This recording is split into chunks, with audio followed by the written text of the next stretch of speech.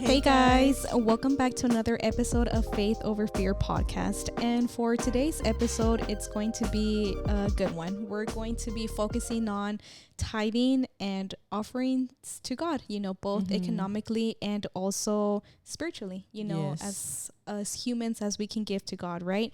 Because I feel like whenever you hear the word offering, like you think of money. Yeah. And of course, that's, we don't blame you because, there is tithing, so for those who have gone to the church, you know what tithing is, but for those who haven't, so pretty much tithing is giving 10% of the income that you receive in your check. I think it's funny that you're talking about it, like how usually when we say stuff like that, you're just kind of like, because I feel like when you introduced, I was just kind of like, when you're like, we're talking about tithing, I was like, it kind of made me think like, you know what I mean? No. Like, oh, and like we're really excited for this episode, but you're like, oh, we're talking about tithing, and it just kind of felt like, like just hearing tithing, it just kind of seems like boring, Oh, okay. You know what? I'm gonna leave this in right now. No, okay. Yeah, like that's what I was thinking, because you're like I feel like I'm really excited for this episode. Yeah. But when you introduced the title, it was just kind of like, oh, we're talking about tithing. It just kind of like, it's just like I would click off. Okay, you know what I mean? Yeah, like, that's true. Like saying, like, we're gonna talk about numbers, we're gonna talk about history. Yeah, I get what you mean. Okay, like that's what, like, I feel like I'm really excited, but then you're like, we're gonna talk about tithing, and I was like. So don't click off, guys. This is gonna be a fun one. Keep watching. I feel like God put it in our hearts for a reason, and so if you're here, God has something for you as well. So even though this is not the most like exciting topic, about like God is gonna prosper you, whatever, but I feel like it's needed. Yeah, it's very needed, and there's a reason why God told us like, hey, like, talk about this. And so I also want to discover that as well, but I feel like I was the one that presented that topic to Crystal just because I'm reading the book of Matthew, and I was reading the chapters. I was reading chapter 2, and then the verses that I was reading was 9 through 12, which I'm going to read to you guys. So this is in NLT, Matthew chapter 2, verse 9 through 12. After this interview, the wise men went their way, and the star they had seen in the east guided them to Bethlehem. It went ahead of them and stopped over the place where the child was. When they saw the star, they were filled with joy. They entered the house and saw the child with his mother, Mary, and they bowed down and worshipped him. Then they opened their treasure chest and gave him gifts of gold, frankincense, right? Yes, and myrrh. Myrrh. When it was time to leave, they returned to their own country by another route, for God had warned them in a dream not to return to Herod. So here in these like verses, I feel like it's not like verses where you would think about offering and like about tithing. I'm a little confused on why you read that one. So I feel like I'm going to explain to you, like I was reading those chapters, and since I would use them during word, it obviously goes kind of like by verse, and like, each verse and whatever word is in that verse, So I was reading literally the ending of like the commentary is where God kind of like revealed tithing to me. So I'm going to read the notes that I had wrote down so it can kind of like make sense why these verses kind of like brought up, tithing and offering. So here we can see is that the first point, it says they were not satisfied with looking at the star and admiring it. They did something about the star and set out and followed it. So the star is the star that guided the three wise men, or three kings, wise men, right? Wise men, yeah. To obviously go to where Jesus was. So that's why here it's important for me to mention this, point, is because whenever we hear about the goodness of God, we admire it and just leave it at that. But they did something about the star and set out and followed it. Wow. So if you have felt something in your heart, follow it, go out into it, Yes. And then the second point is they persevered in their search and in following after the star. So, kind of goes back to the first, they went after the star. So they were not discouraged in the search by clergy and doubtful religious leaders. So I'm going to scratch that word and just put they were not discouraged in the search and doubtful religious leaders. So pretty much like obviously they knew that Herod was the one that also told them like, bring me what you know about Jesus. And what I like about is that the moment that they started following that star, they took that out of them. So they started seeing or putting their eyes on the star, which is, God guiding them and taking out all the other voices. And so that's something that can kind of like, going back to the tithing, if I can say this, there has been a lot of people that talk bad about it. Yeah. That has saying like, oh, that's not godly. How can you, the churches ask money for it. Like, the pastors, they probably keep it to themselves. So that's where it comes that whenever you say your eyes on Jesus, you take out all of those voices. I like how it says that they weren't discouraged. Yeah. Yes. Because we can get discouraged whenever we hear so much negativity in the church and out of the church. It can discourage us, And so then they rejoiced at the star. When they arrived at the destination the star led them to, they entered in. When they entered in, they worshipped. They sensed an urgency to worship him now and not wait until later. When they worshipped, it was to give something, not empty-handed adoration. So it kind of give something, not empty-handed adoration. Wow. Yes.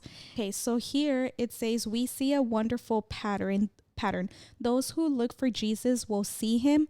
Those who truly see him will worship him. Those who worship him will consecrate their substance to him. So here it can kind of show you that like first we need to look at Jesus. You know what I mean? And then, you will start worshiping him, and then he is going to be the one after you look at Jesus and you worship him. That's whenever the desire comes. It's not about going and already needing to do all this. You know what I mean? And I feel like it's in every aspect, whenever you enter the church, sometimes it is a little, scary to go because you're like, you feel that there's this expectation of you. And the only expectation is to look at Jesus and worship him, and everything will follow. I was talking to one of the people in my youth today, and he was saying how God took something away from him that he had been struggling with, that he tried to get rid of, but like he would keep going back to it. And I was like, oh, like I've been through something similar, And I was like, it's crazy because we try to get rid of things.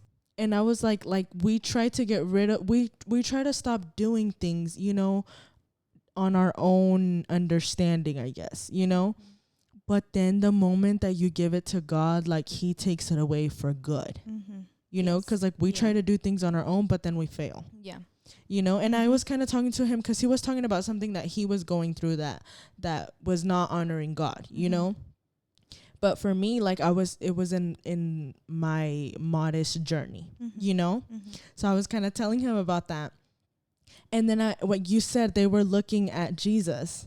So that's the thing. When you turn to Jesus, like you're not focused on what you have to do or what's gonna, like the things you have to get to, And I feel like a lot of the times we are so focused on like, oh, if I go to church, I need to stop doing all these things because I'm gonna go to church or I'm gonna try to get good with God, But I feel like you just have to look to God, not try to stop doing anything, you know. I like that. That's very powerful. And that reminds me of my testimony. Whenever I went to the church, I was just looking at God. But since I was very young, I didn't understand the whole aspect of letting him change me. Like, I feel like I worshiped him, but I still kind of like did my own thing. And I feel like in a sense, it's a good thing because it didn't stop me from going, even though I wasn't doing right. Yeah. Like it kept me to still going, to still thinking that I belonged. Yeah. You know what I mean? Because I feel like if I would have put that in my mindset of like, well, I'm not doing this, I'm not doing that, so why should I go? But because I didn't think about that, all I thought about is like, I just want to go to his house. Like, I just want to go and see him and worship him and hear from him and learn more about him without thinking like, without realizing like, oh, I need to do some changes.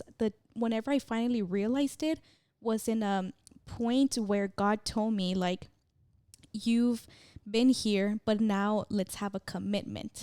But it all started by just going. Yeah, it starts by putting your eyes on him, exactly. you know, because it's so easy. I feel like that's like for me too. Like I came back, but I didn't come back. Like I've said it before, like I was like, I need help. Yeah. You know? Yeah. It wasn't like, oh, I'm going to try to better my life. Yeah. It was like, I need help. Yes.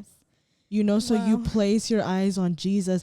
And I feel like almost everybody is just like, or not almost everybody, but people try to change on their own understanding. Like we do that all the time without even realizing it, you know? Yeah. But you just have to place your eyes on God. Oh, I don't know why I'm tearing up, because I feel like those words that you just said, like, I need help.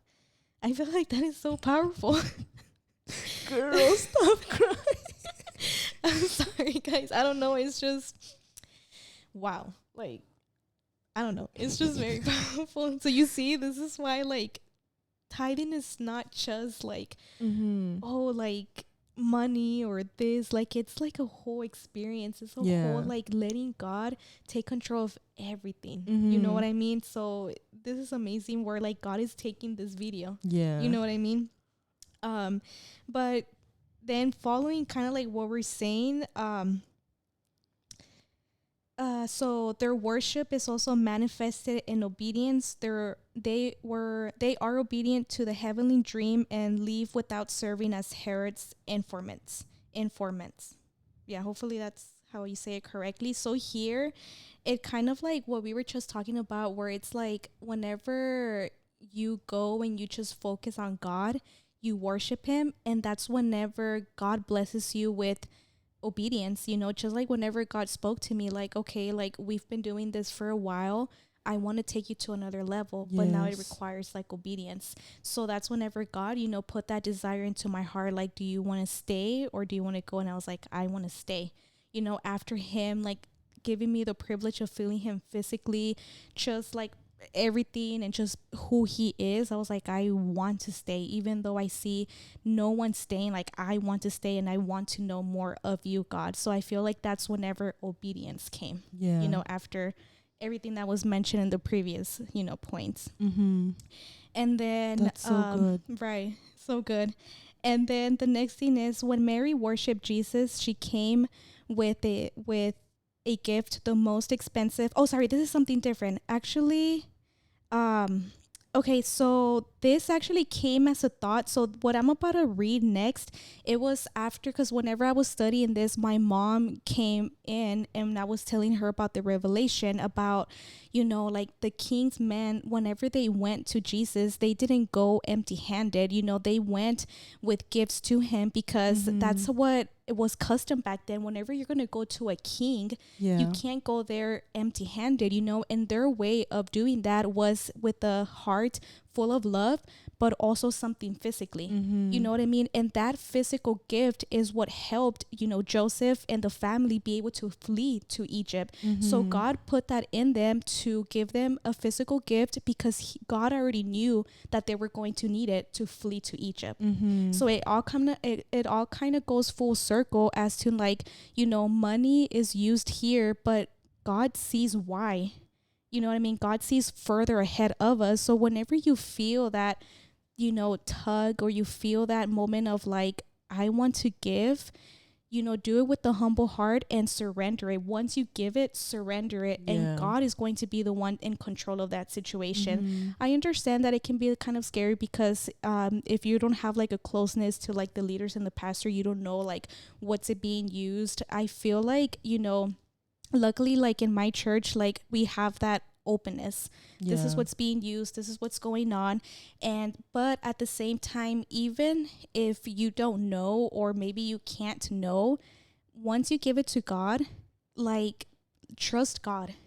You know what I mean? Because if you're just focusing on who you're giving it to, then that's how you're going to let doubt creep in. You know? So with this one, it kind of shows here like another example of like not going empty handed, because just like I was saying, like whenever I was talking to my mom, God gave me another example. So whenever Mary worshiped Jesus, she came with the gift, the most expensive, lavish gift, to the point where Judas and the religious leaders were mad at her for wasting it, which is the perfume. The alabaster jar. Yes, and you know how she used that to clean his feet, Mm-hmm. you know?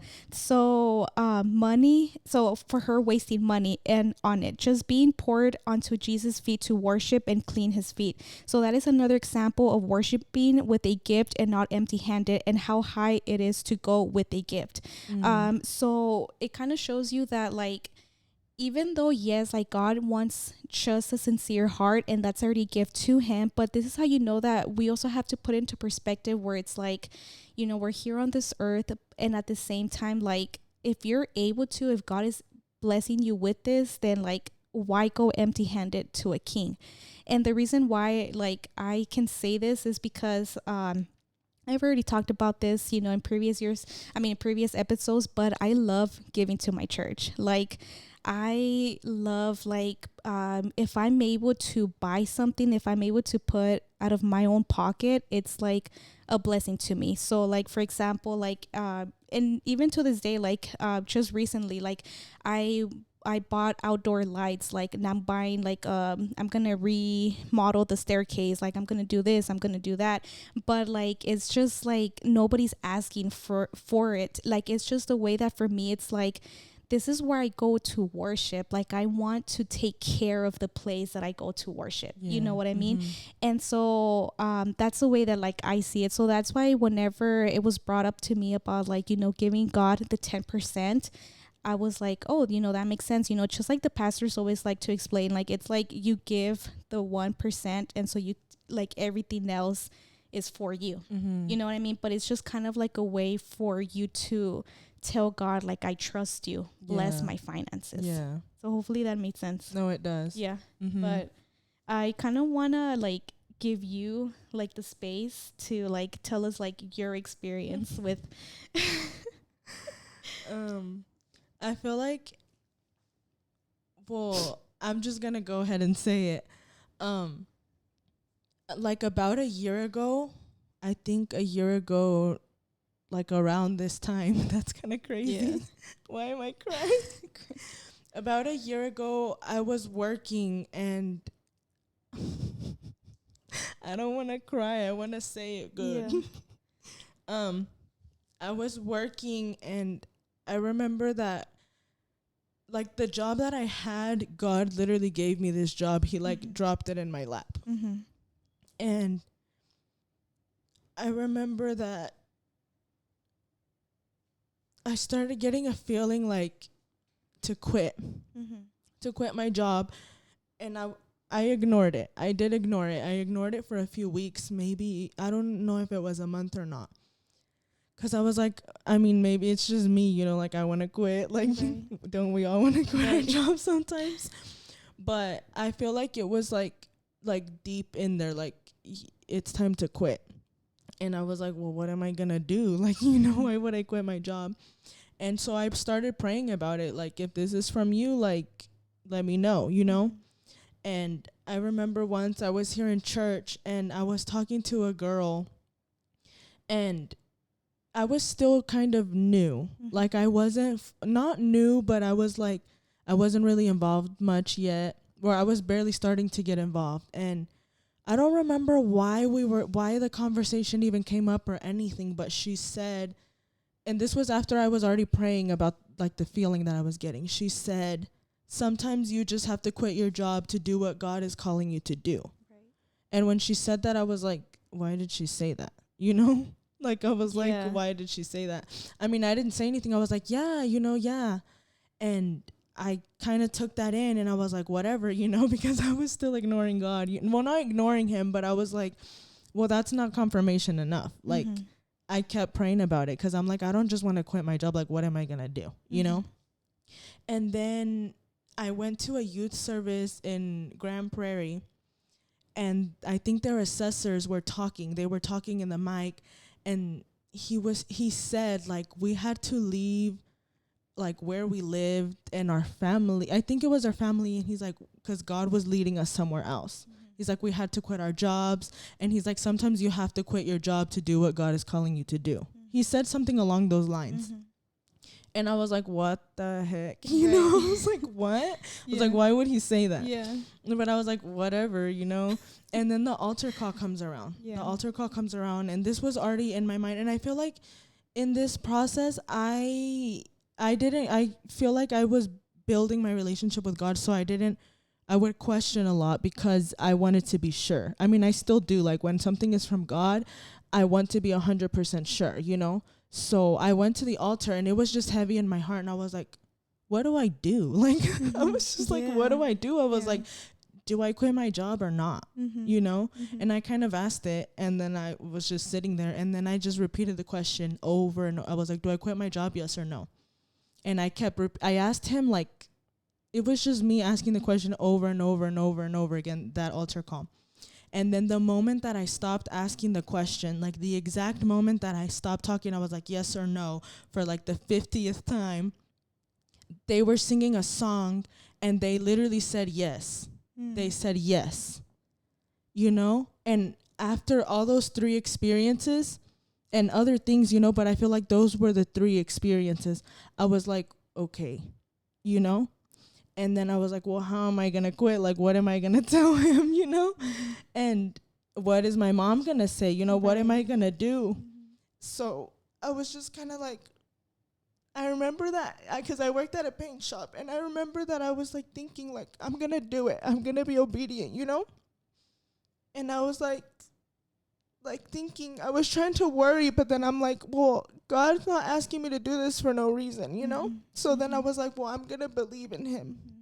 So I put in my 2 weeks and I quit my job. And it's been really hard. Like, it's been a whole year. That's crazy, but it's been a whole year that I haven't had a job. But I feel like I literally, like, I wouldn't understand it at the beginning because I was like, well, what's going on? Like, why is this happening? Why did you say this? You know, people think I'm crazy. And it's kind of funny because at first, like, I was really excited to tell people because I'm like, God is going to use this. You know, he's going to do something out of this. And I would tell people, and then I realized that the longer the time got, I was just kind of like I don't want to tell anyone because I feel like people think I'm crazy. You know, the longer that time would happen. And I kind of stopped telling people. I mean, the people that know, and the people that don't, they don't know. But through this process, like, everything that I needed has been paid for. Like, he's provided in every way possible. And I'm not saying it's been easy because it hasn't been easy. It's been really, really hard, you know? But, like, he has blessed me so much. Like, I feel like I gave my life as an offering. Like, I literally feel like I offered him my life, you know? Not the sniffling into the mic. But, like, and it's kind of funny because I feel like when the time and during service when it's time to give offerings, you know, I feel bad because I'm like, I don't have anything. Like, how am I supposed to give if I don't have anything?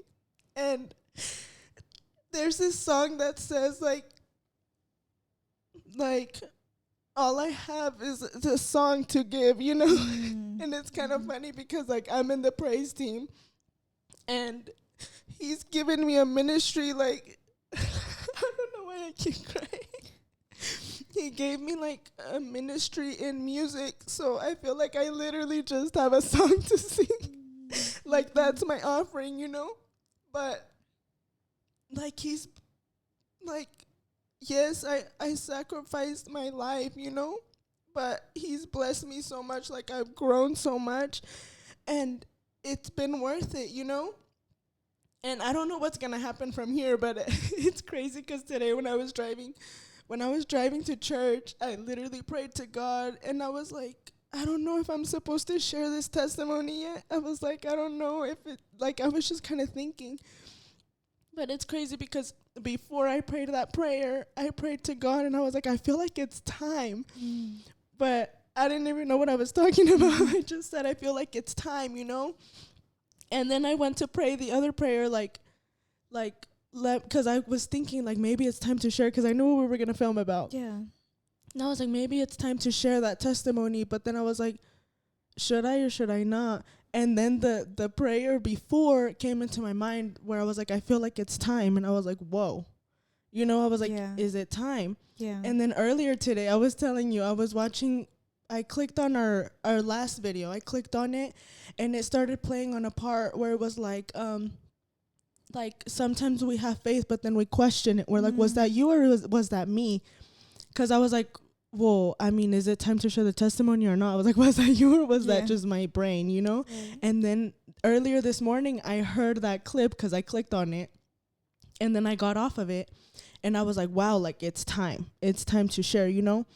And I feel like this process has been really hard, but he has grown, like built me in so many ways. And it's crazy because I feel like we just had our local camp, our youth local camp, and I feel like God showed up on Friday. Like, it was so amazing. And I was telling Valeria, I was like, I feel like God has been preparing us for this moment, you know? Because I feel like we were on the altar, and I feel like the feeling that we felt was just so amazing. Like I've never experienced that in my life, you know? Yeah. And I feel like he literally like used me as a vessel to like minister. And it's just crazy. Like my offering was rewarded, you know? Yeah. Like, you know how it says, like, when we give, he gives? Yeah. Like, that's what that was. Yes. You know, like, I gave my whole life, and I gave my finances. Like, I literally quit my job, and all I do, I mean, is, like, read, and I, like, try to follow God the best I can, you know? And I just feel like the way that God showed up on Friday was just so strong. And I'm not saying it's because of me, you know, but I feel like he used me and he was preparing me, and I had no idea, you know, but the way that he just came through was just so amazing. And I feel like that was him, like, coming through, you know? Does that make sense? No, that makes perfect sense, because I feel like, you know, your testimony is something that, like, God doesn't ask that from anyone. You know what I mean? Because it's scary. Like, you know, we still live in this world, and we still have, you know, whatever the situation is, like, you know, bills, car payments, you know, just even going out, you know, being able to help out in the church economically, you know, but at the same time, helping and offering what God really cares about is in the heart. Yeah. And that is all secondary. You know what I mean? So I feel like it makes perfect sense that your reward is that you gave to him, and then your reward is like he's giving himself to you. You know what I mean? So, but I feel like it just, you know, like, I praise God that this is just the beginning. This is just literally the beginning of, like, your blessings. This is just the beginning of your obedience. You know what I mean? Like, I don't know, like, I just, it just gives me chills. It just warms my heart, like, seeing that, because a lot of people, we need to hear that. You know what I mean? Sometimes we're just so focused on, like, the money aspect, but at the same time, it's like we need to give ourselves first to God, and then everything will follow. Yeah. You know? It's crazy how, and, like, that song, literally, like, it's, like, just a simple song to give, like, you know, and let me give my life as an offering, you know? And that's literally what I did. Yeah. Like, and I didn't realize that in the moment. I was just being obedient, you know? And I was like, now I think back and I'm like, imagine if I wouldn't have quit. Right. Like, imagine if I would have just ignored him. Right. He would have chose somebody else because I wouldn't have been obedient, you know? Yeah. And it's just awesome. It's so amazing how he's, like, taught me so much, and he's literally prepared me for a time like this, you know? Like, because, I mean, I'm not saying that, like, don't work, you know, but, like, having a job, like, you're, like, you're not fully locked in because you have so many other things to do, you know? Like, when I was working, I would read my Bible every day, but it wasn't, like, I didn't have all the time, you know? Yeah. And I feel like he has given me so much time to really grow in him. You know, he has given me, and maybe it was also for this, like he was preparing me so I could speak, you know? Yeah, that's true. And it's like, and it's crazy because we literally have a whole podcast and I don't have a job, you know? Yeah, exactly. Yeah, because like God put it into your heart, and God is like, I will provide.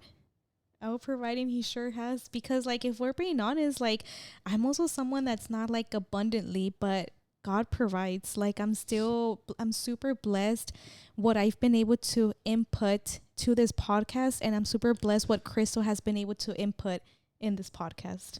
And so it's like truly an amazing thing where it's like God uses, like that's why I feel like we're two different people, two individual walks, but at the same time like going to the same purpose, going to the same God. So it feels really, it's a blessing. So that's why like we love that we get to talk to you guys from two different point of views of someone being able to give this and then someone being able to give it in a different way. So that was really beautiful. Very beautiful. And I literally just cried my whole life away. No, but yeah, it just comes to show that when you trust God, he provides. Like he really does. And provide. I feel like I don't have, well, right now, like I don't have money to give, you know, but I gave what I had. And it reminds me, hold on. There's this because I was reading in Mark, and it's kind of funny because she sent me the 2 topics for this week. And I was like, yeah, like we can, I felt a little weird talking about like tithing because I'm like, I don't have a job, you know, but I was like, it's important, you know? Yeah, it's important. And that song came into my mind, like just a simple song to give, you know?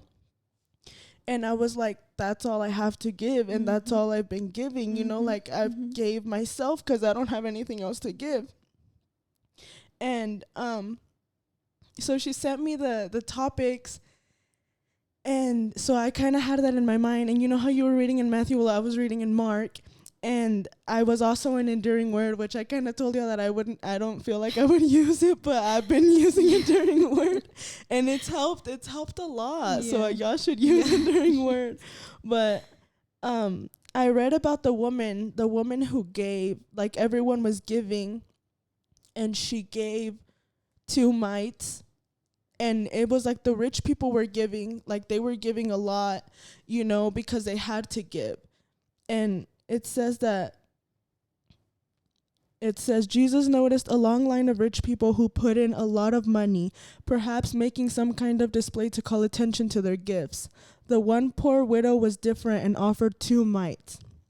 And it says Mark tells us that 2 mites makes 1 quadrant.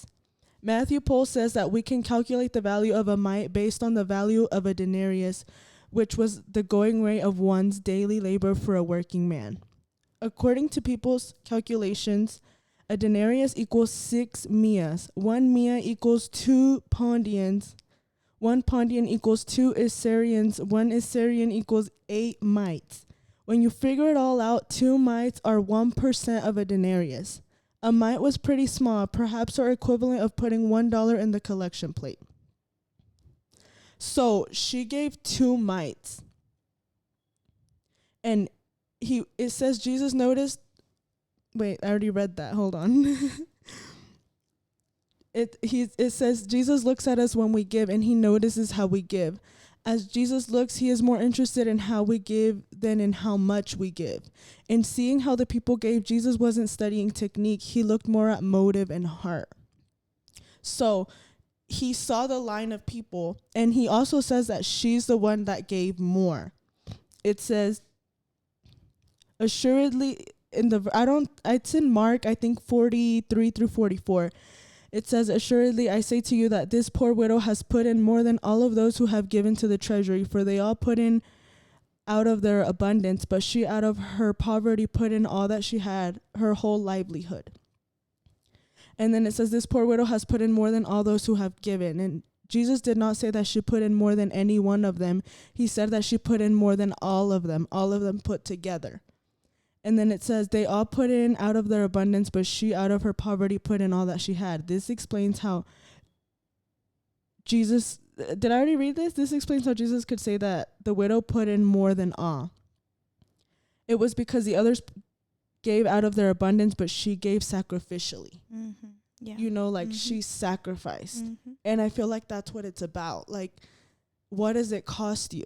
Yeah. You know? Yeah, like it's not supposed to be from like what's left over.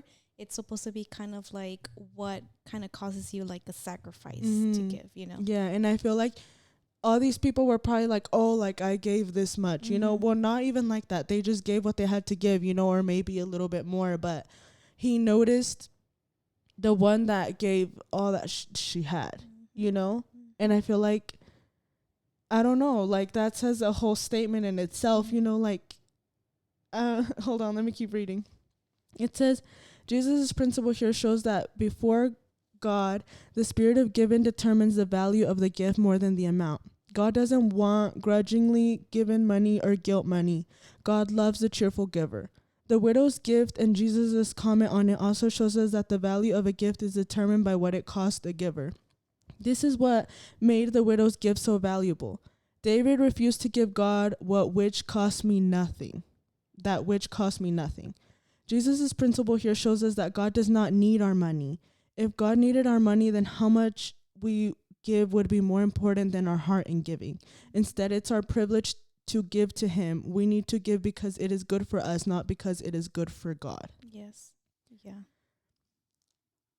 I don't know. Like, it's kind of crazy, you know, like we can see it in this whole perspective that the people say like, oh, like you give, you know, but it's literally a privilege to give. It's for our own good, you know, like he doesn't need our money. Yeah. Yeah. And I feel like whenever they, you know, kind of like what it states there, that we kind of have to first give our worship. So that kind of tells you that it's like, he's not asking you to give money. He's asking you to trust him. Yeah. Whenever you give.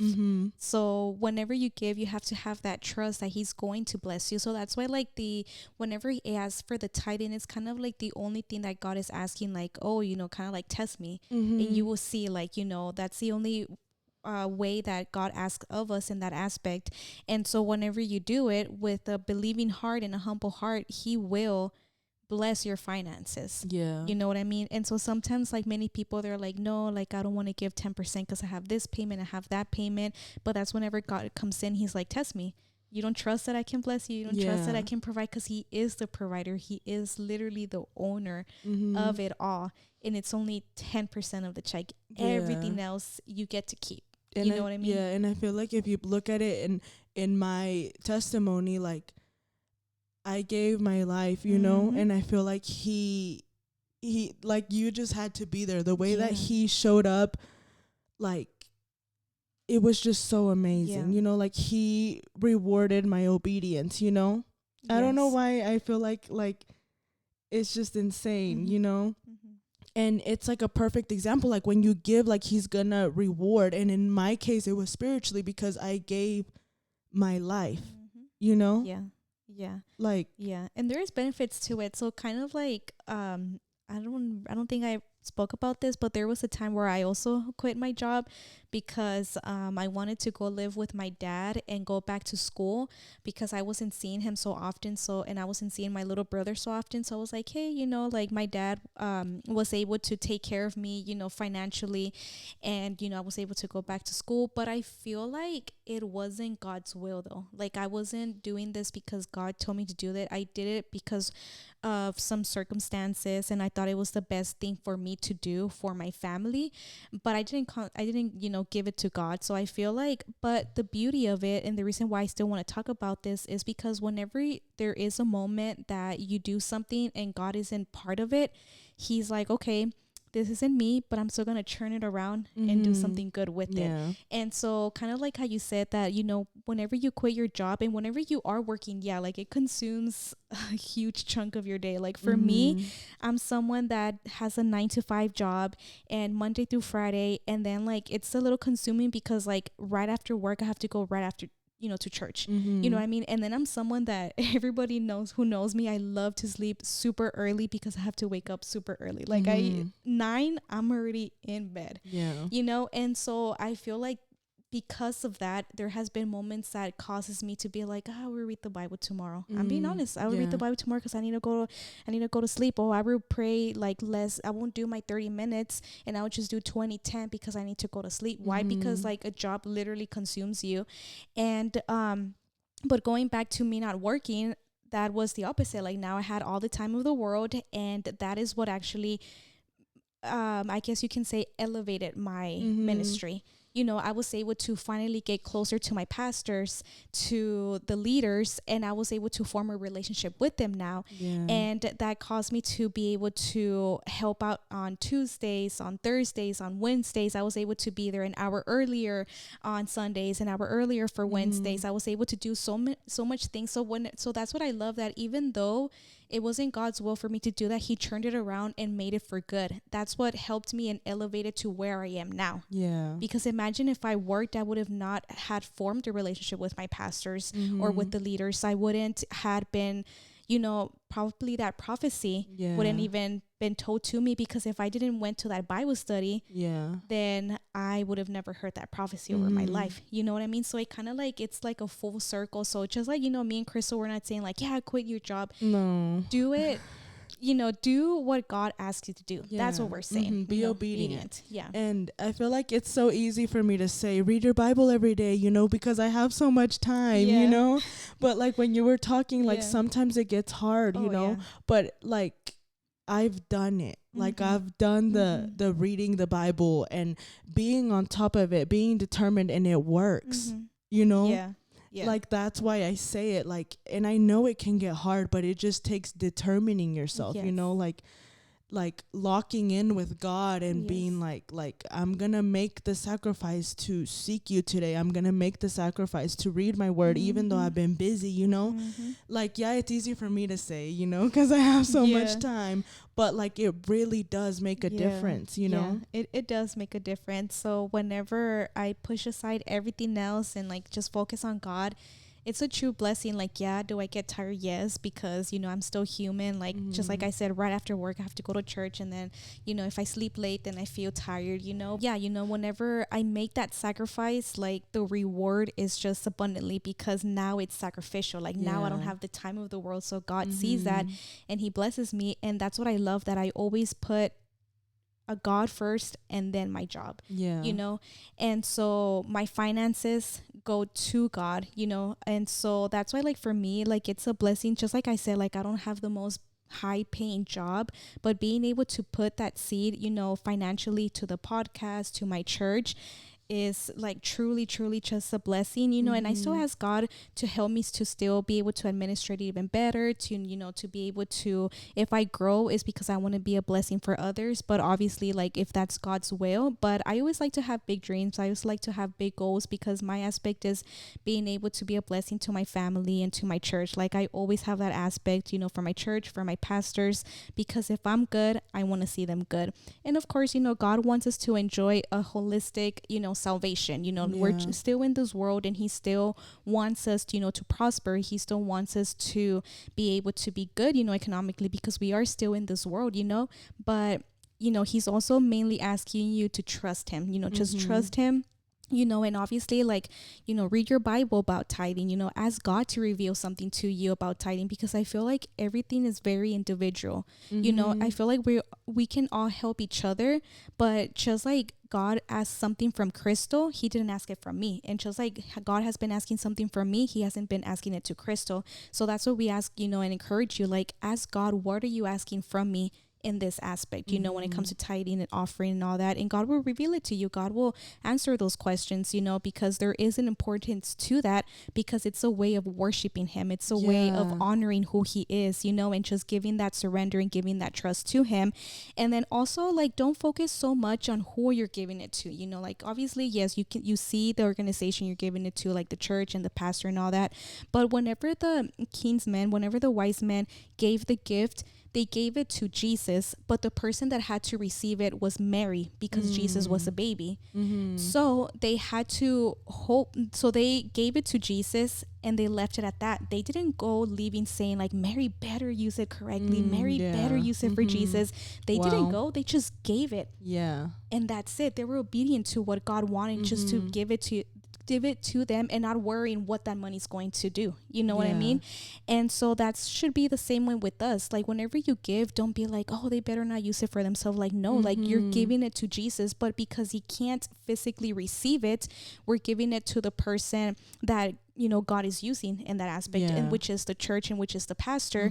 So technically you're tithing to God, and the person that needs to receive it is the pastor, the church, right?